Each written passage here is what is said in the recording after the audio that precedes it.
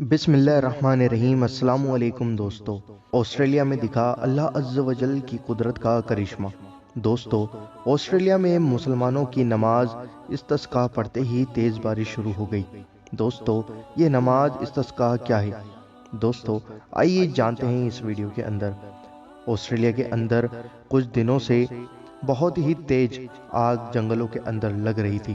وہاں کی بہت ساری ٹیکنالوجی اور بہت سی چیزیں جو آگ بجھانے میں لگی ہوئی تھی وہ سب ناکام دکھ رہی تھی، اور کیونکہ آگ اتنی زیادہ تھی کہ کوئی بھی انسان یا کوئی بھی چیز اس کے پاس نہیں جا سکتی تھی۔ آگ بجھانے کے لیے بہت ہی زیادہ سب لوگ محنت کر رہے تھے، پر آگ نہیں بجھ رہی تھی۔ آخرکار آسٹریلیا کے مسلمانوں نے نماز کی مدد لی، اور اللہ تعالیٰ کا فرمان ہے کہ صبر اور نماز سے مدد لو۔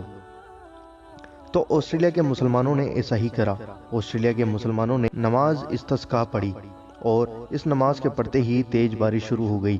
عیسائیوں کے ساتھ اور بھی لوگ یہ دیکھ کر حیران ہو گئے۔ ان مسلمانوں نے نماز پڑھی، اور نماز کے ختم ہوتے ہی اور دعا چالو کر دی، اور دعا کے ختم ہوتے ہی بارش شروع ہو گئی۔ دوستو، یہ اللہ عز و جل کا کرشمہ ہے کہ اللہ عز و جل نے اپنے بندوں کی سنی۔ جس آگ کو بجھانے میں دنیا کی کئی ٹیکنالوجی فیل ہو گئی، اس آگ کو اللہ عز و جل نے بارش کے ذریعے بجھا دیا۔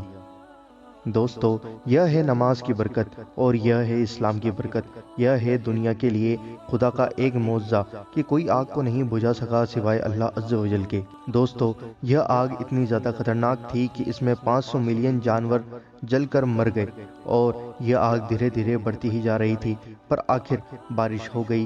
اور نماز استسقاء اس لیے پڑھی جاتی ہے، یہ بارش کی نماز ہے۔ جب کہیں پر اکال پڑ جائے، بارش نہ ہو، پانی کی بہت ہی زیادہ کمی ہو، تو یہ نماز پڑھنی چاہیے۔ اللہ عز و جل اس نماز کے پڑھنے کے ذریعے سے بارش کو برسا دیتا ہے۔